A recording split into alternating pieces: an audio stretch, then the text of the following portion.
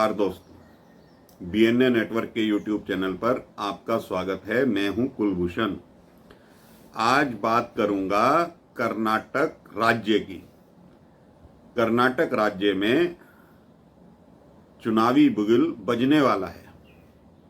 2-4 दिन के अंदर चुनाव आयोग अधिसूचना जारी कर देगा और हम ये आपसे चर्चा करेंगे कि कर्नाटक में जो चुनाव होने वाले हैं उसमें अब क्या हो सकता है, कौन से दल को पूर्ण बहुमत मिल सकता है या हंग असेंबली रहने वाली है।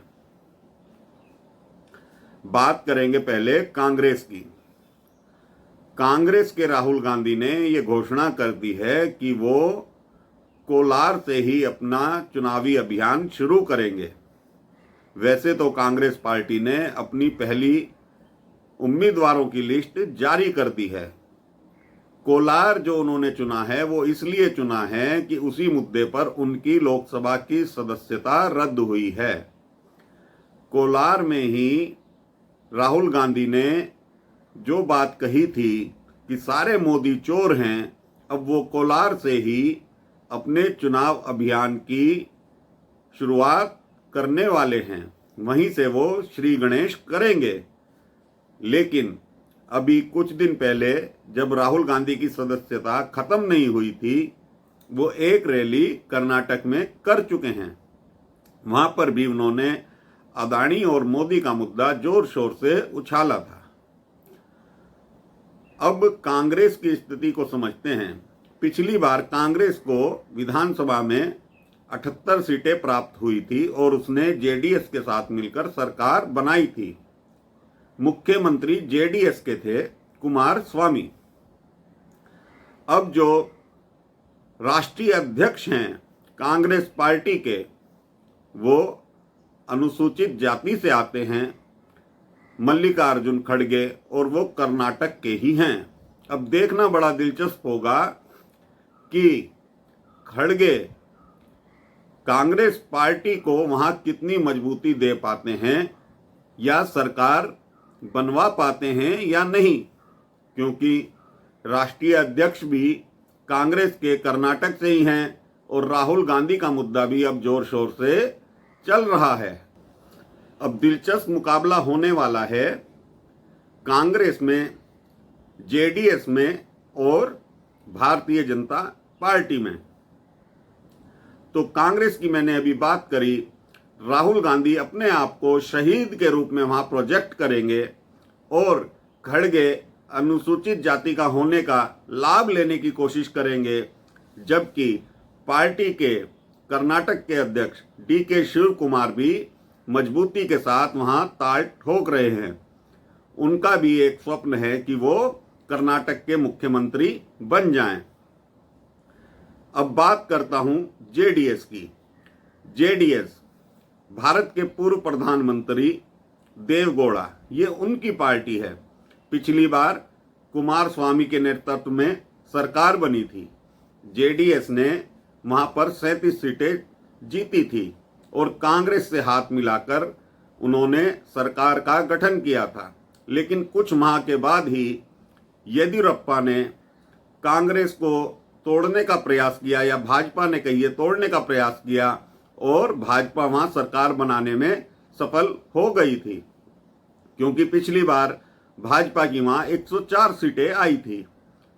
224 संख्या है सदन की और भाजपा ने वहां 104 सीटें जीती थी। लेकिन सांप्रदायिक ताकतों को रोकने के लिए जो गठजोड़ किया गया जेडीएस का और कांग्रेस का, वो ज्यादा दिन तक वहां नहीं चल पाया और अंततः वहां भाजपा की सरकार बन गई। भाजपा सरकार कार्य तो सही कर रही है, लेकिन वहां पर कमीशन का मुद्दा, भ्रष्टाचार का मुद्दा भी अहम बन गया है। 40% के कमीशन के आरोप लग रहे हैं भाजपा विधायकों पर। कुछ दिन पहले भाजपा के एक विधायक 6 करोड़ रुपए के साथ वहां पकड़े भी गए थे और उन्होंने उस अपनी सदस्यता से इस्तीफा भी दे दिया था। लेकिन विपक्षी दल बड़े जोर शोर से इस मुद्दे को उठा रहे हैं।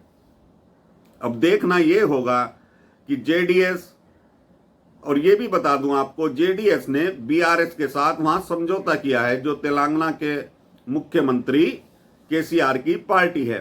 केसीआर का कर्नाटक में कोई जनाधार नहीं है, फिर भी एक दिखाने के लिए कि हाँ जेडीएस और बीआरएस एक साथ चुनाव लड़ रहे हैं, देखना ये होगा कि उनकी संख्या 37 से ज्यादा बढ़ती है या घटती है या उतनी ही रहती है। चूंकि कर्नाटक 2 समुदायों में बटा हुआ है, वोक्कलिगा और लिंगायत। येदुरप्पा लिंगायत समुदाय से आते हैं और जो वहां के मुख्यमंत्री हैं कर्नाटक के, वो भी लिंगायत समुदाय से आते हैं। लेकिन वोक्कलिगा समाज का भी बहुत वर्चस्व है वहां की राजनीति पर। तो कुमार स्वामी वोक्कलिगा समाज से आते हैं।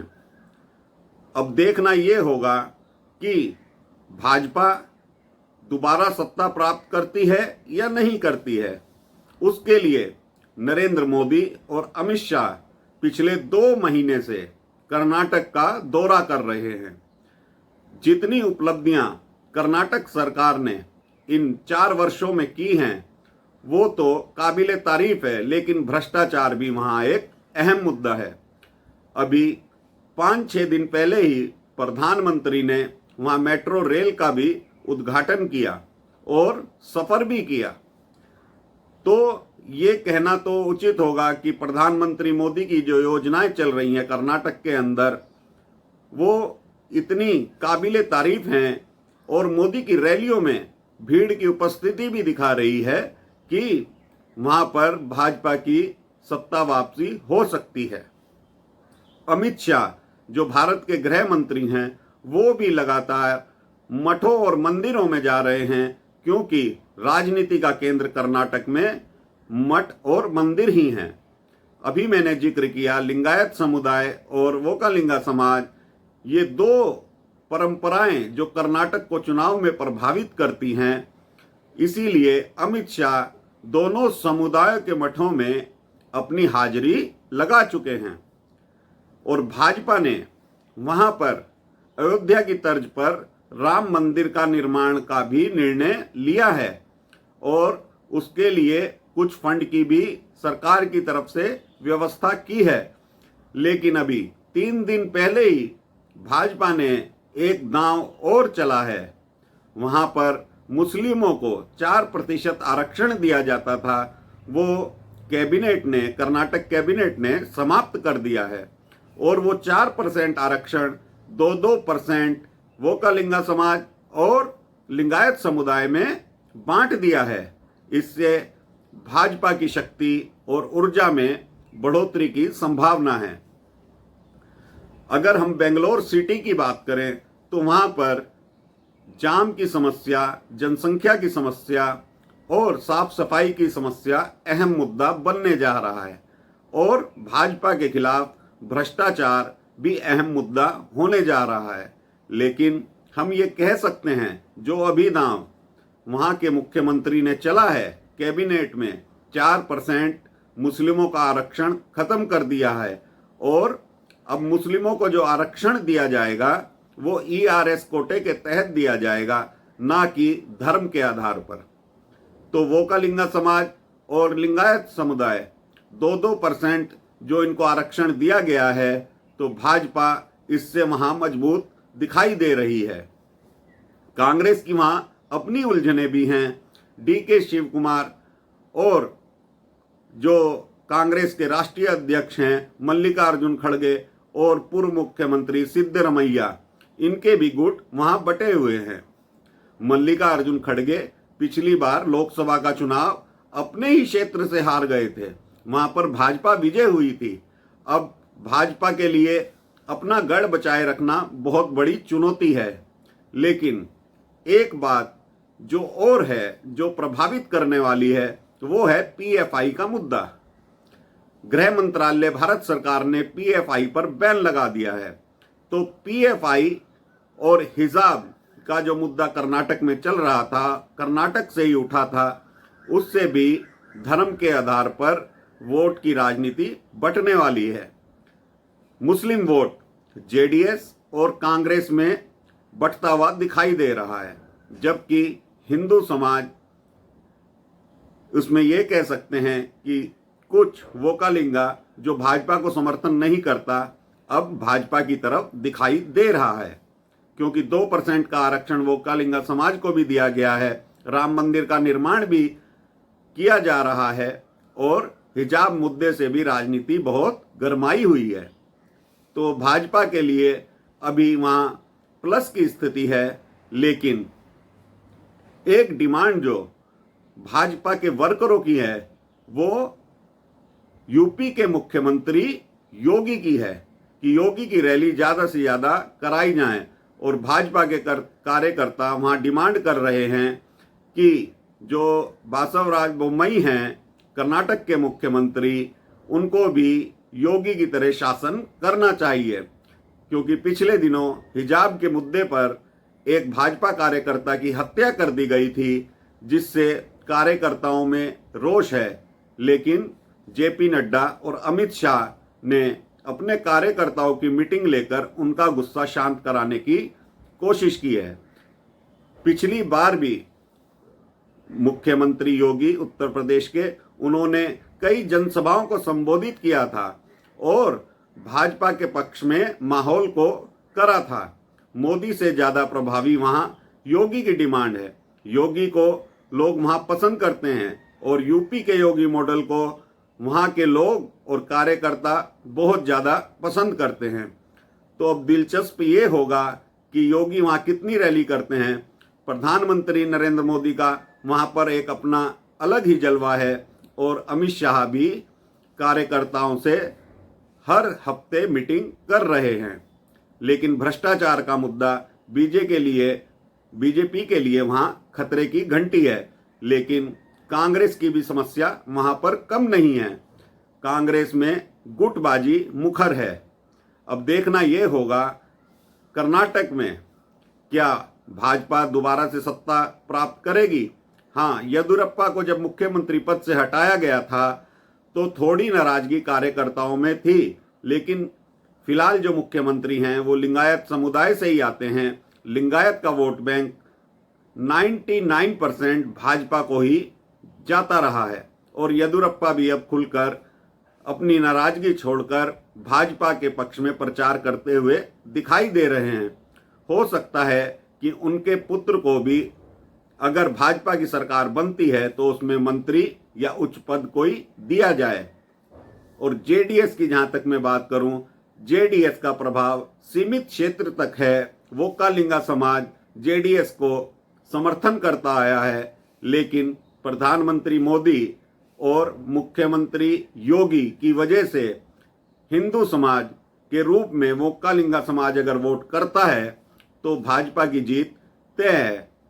लेकिन पिछली बार की अपेक्षा जो अभी के हालात हैं वो भाजपा 104 सीटें प्राप्त करने में मुझे असमर्थ लग रही है, क्योंकि जो भ्रष्टाचार एक मुद्दा बनता जा रहा है उससे कार्यकर्ताओं में भाजपा के प्रति, जनता में भाजपा के प्रति थोड़ी नाराजगी है।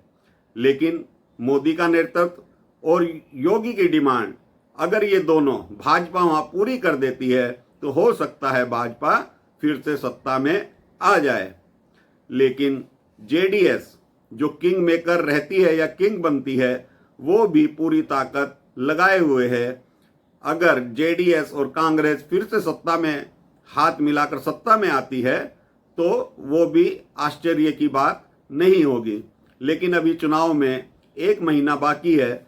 देखना ये होगा, बड़ा दिलचस्प होगा कि आगे आगे प्रधानमंत्री नरेंद्र मोदी, कांग्रेस के राहुल गांधी और उत्तर प्रदेश के योगी क्या कर पाते हैं। तो अभी जो फाइट है वो तीनों में उतनी ही चल रही है जितनी पिछली बार थी। अगर 10-15 सीटें इधर से उधर होती हैं तो सरकार किसी की भी बन सकती है। लेकिन जैसे जैसे मैं भी खुद अधिसूचना जारी होने के बाद कर्नाटक का दौरा करूंगा और ये जानने की कोशिश करूंगा कि जनता का मूड क्या है, तो फिर आपको इसके बारे में बताया जाएगा। अगर मेरा कंटेंट आज का आपको पसंद आए तो इसे लाइक कीजिए, बेल आइकॉन दबाइए, वीडियो को शेयर कीजिए और चैनल को सब्सक्राइब कीजिए। धन्यवाद। भारत माता की जय। वंदे मातरम।